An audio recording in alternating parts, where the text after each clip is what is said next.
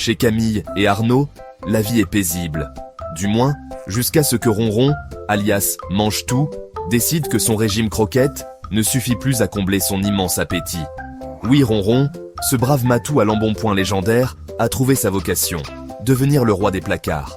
Tout a commencé avec le placard du bas, celui qui contient les paquets de pâtes et les boîtes de conserve. Facile, se disait Ronron, qui a découvert que sa pâte dodue pouvait crocheter les portes. Un petit coup ici, un petit coup là, et hop, le sac de riz était éventré. On aurait dit qu'un ouragan avait frappé la cuisine, sauf que l'ouragan pesait 8 kilos et ronronnait de satisfaction sur un tas de miettes. Camille et Arnaud, naïfs qu'ils étaient, ont décidé de déplacer les réserves vers les placards du haut. Il est trop lourd pour grimper, pensaient-ils. Mais ils avaient oublié un détail. Ronron a une motivation sans limite quand il s'agit de nourriture. Un soir, ils l'ont trouvé perché sur le plan de travail, le ventre ballottant, en équilibre précaire sur la cafetière. Avec un coup de patte magistral, il a ouvert le placard du haut et s'est offert un festin de friandises pour chat. Camille, en panique, a crié « Ronron, descends de là !» Et Ronron, tout en mâchonnant une friandise, a répondu par un regard du style « Toi, tu descends ton dessert quand je te le demande !»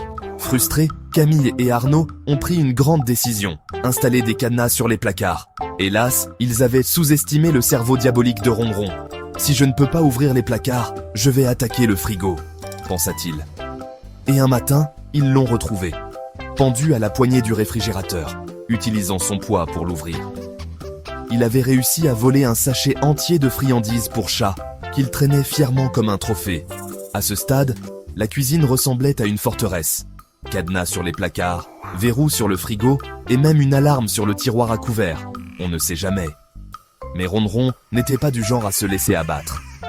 Il s'est mis à fixer la porte du garde-manger avec un air songeur, comme un criminel planifiant son prochain coup. Quand il s'agit de bouffe, Ronron n'est pas un chat. C'est une légende.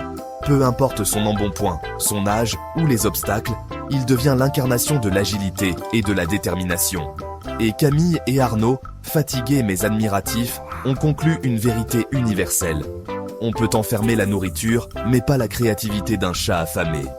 Alors, un conseil à tous les propriétaires de félins gourmands, achetez des cadenas ou acceptez que vos provisions, et surtout les friandises, appartiennent désormais aux chats. Miaou régale.